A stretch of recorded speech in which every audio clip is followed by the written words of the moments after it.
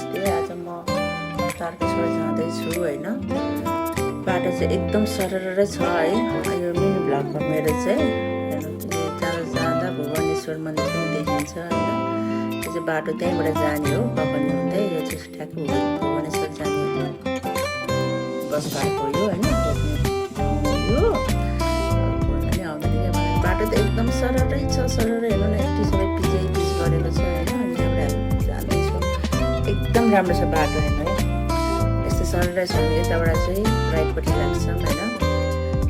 राइटपट्टि माथि जाँदाखेरि पनि एकदम राम्रो छ होइन।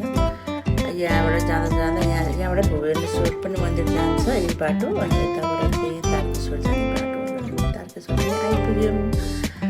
अनि यहाँ माथिबाट यो माथि चाहिँ 5 माने हो होइन। माथि चाहिँ बस पार्कले तपाईँ आउनु सक्नुहुन्छ। गाडीहरू चाहिँ पनि आउँछ। अनि यहाँबाट चाहिँ 2 किलोमिटर छ। 2 किलोमिटर चाहिँ हामी हिँड्नुपर्छ होइन। यहाँबाट सुरु गर्यो होइन। कतै यस्तो मजाले पिच गरेको छ भने यहाँ हाइकिङ गर्नु पनि आउँछ क्या। साइक्लिङ गर्नु पनि आइरहन्छ मान्छेहरू। बाटो चाहिँ यस्तो छ। राम्रो छ बाटोहरू पनि। जङ्गलको बाटो भए पनि एकदम माइन्ड फ्रेस गराउँछ बाटोमा होइन। राम्रो छ कि मैले जाँदा च्याउ पनि भेटेँ होइन। कति राम्रो च्याउ क्या। बाटो चाहिँ यस्तै छ। कतै फुर्किलो छ, कतै यस्तै नेचुरल बाटो क्या। हामीलाई यहाँ पुग्नु लगभग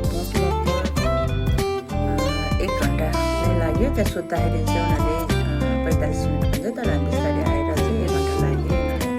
मेन मन्दिर आइपुग्यो होइन। यो चाहिँ यहाँबाटै जाने हो होइन। एकदम राम्रो ठाउँ छ। यसरी उठेर अनि तारकेश्वर महादेव भनेर लेखेको ठाउँमा एकदम भाइरल हो नि त यो होइन। गुठी हो, गुठी होइन। अनि त्यसपछि यहाँ चाहिँ छ महादेवको सबै नागहरू, नागहरू सबै छ। फ्रेस हुनुपर्छ होइन। यो चाहिँ महादेव सतीको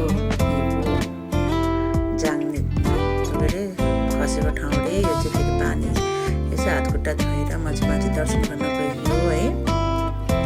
यस्तो भनिन्छ क्या होइन। माथि तारकेश्वर महादेव हो। यहाँ महादेव पनि कतिवटा छ। यहाँ माथि पनि छ एउटा, तल गुफामा पनि छ होइन।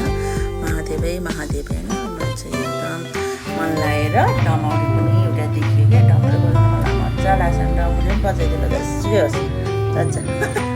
अनि मलाई यहाँबाट ओर्लेपछि यता साइडमा चाहिँ कुनामा चाहिँ एउटा गुफा छ होइन। भाइरल गुफा हो क्या यो। कस्तो राम्रो छ महादेवको लागि। सर